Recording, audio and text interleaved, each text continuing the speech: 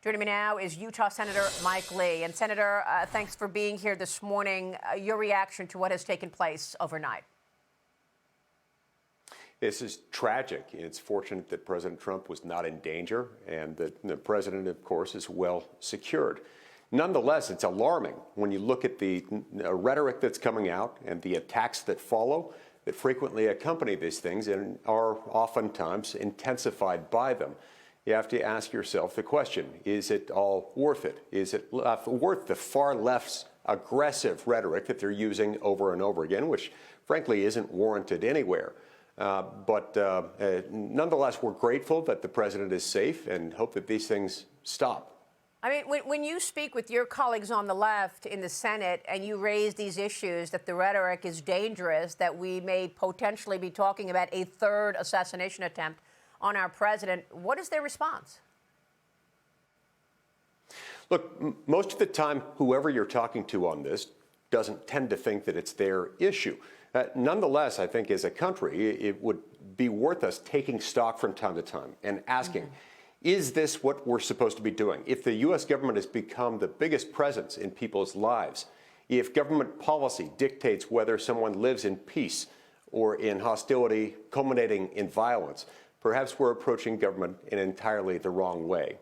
It's not just that they don't like his policies, it's that they're comparing him frequently with all the certainty that they're capable of people who engaged in violent acts involving and culminating in mass murder. That's the sort of thing that causes many people, including the mentally deranged, to go out and do things that they shouldn't do and wouldn't otherwise attempt.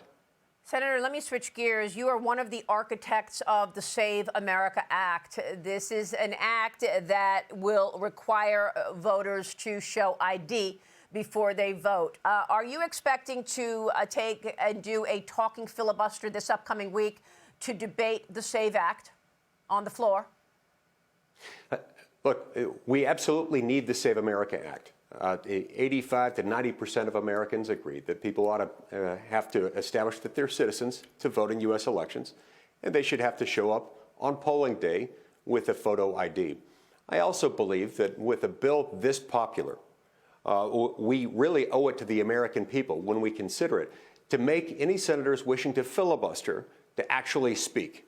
They shouldn't be able to filibuster while they're napping. They shouldn't be able to filibuster while they're at the Munich Security Conference. Filibuster in this circumstance should require them to go to the Senate floor, seek recognition, and start speaking until they are no longer able. That's how we ought to get this thing passed, and I think we need to. As far as the timing of it, that's going to be complicated a little bit by the fact that Democrats shut down the Department of Homeland Security and then left for the Munich Security Conference. We'll have to deal with that, I suspect, before we turn to the Save America Act, but that's why we've got to get it done fast. So are you saying that you will be unable to do a talking filibuster this week because the Department of Homeland Security is still shut down? Yeah, it's difficult to imagine a scenario in which the Senate proceeds to a measure intending and hoping, as I hope it will, to enforce the talking filibuster, meaning to require any senator wishing to filibuster to speak. That could take some time, and I think there are reasons why we'll have to get the Department of Homeland Security funded before we can begin that effort. That said, I'll continue to make the case to my colleagues and to Senate Majority Leader John Thune, whose support I'm very grateful to have as a co-sponsor of the Save America Act, to move this forward. Well, there are certain Democrats who also support showing ID to vote. I want to ask you about that. What is the appropriate ID to prove citizenship? All right, so for proving citizenship under the Save America Act, you can do it, obviously, with any of the traditional forms that you use whenever you're starting a new job with a new employer. Obviously, a birth certificate or security card can help with this. If you've got a U.S. passport, that will suffice. But the Save America Act actually gives you more options. It provides more flexibility, even than the I-9 form that you have to fill out every time you start a new job. It allows you to go through a process of attestation, signing a sworn affidavit indicating the circumstances under which your citizenship was obtained. And then the state in which you apply to register to vote can follow up on those things. But the point there is that even if you are someone who has lost your documentation, there are still ways of making sure that you can register to vote. This is not too hard to comply with, but people should have to provide some sort of support for the fact that they are U.S. citizens before they're allowed to register to vote in a federal election. Of course. And we have been really taken aback by the fact that the mayor of New York City, Mamdani, is now demanding that anyone who wants to partake in shoveling snow needs to show several pieces of citizenship proof.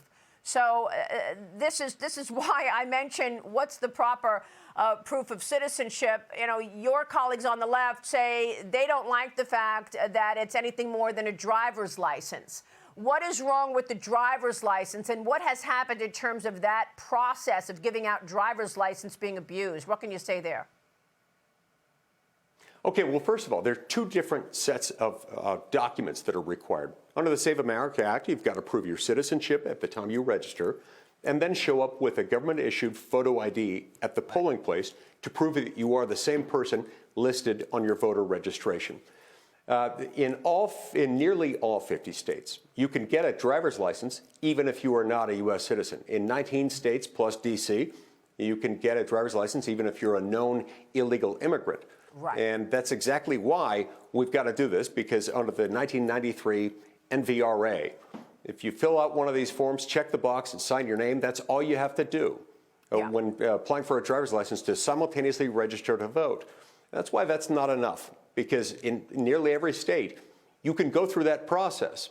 And as long as you're willing to lie on that form and sign your name to it, then you can register to vote. There ought to be more required than that.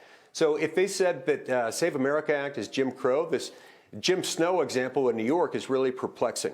It's okay to require people to provide proof of their citizenship in the context of snow removal, but not voting. I don't understand. And that's the point that I was looking for. Senator, before you go, do you believe you have support from Senate Majority Leader John Thune to take Save America to the floor and get a vote? I believe Senator Thune is going to bring it forward. I believe he's going to allow us to get a vote. Okay. What remains to be seen is exactly what procedure we will use. But I hope in that process I'll continue to make the case to him and to my other colleagues that filibustering senators should be required to speak. If they don't want this law, let them explain that at length to the American people until they are no longer able to do so. So should we not expect a talking filibuster until the Department of Homeland Security reopens? That's my expectation. It's hard to imagine a scenario in which we would begin a process, particularly one that might involve, and I hope will involve, a talking filibuster. We've got to get DHS funded first. Okay. Senator, we'll be watching that. And, of course, I know this will be part of the President's State of the Union in his address on Tuesday night. Thank you so much for being here. Hey, everyone. I'm Emily Campagno. Catch me and my co-hosts Harris Faulkner and Kaylee McEnany on Outnumbered every weekday at 12 p.m. Eastern, or set your DVR. Also, don't forget to subscribe to the Fox News YouTube page for daily highlights.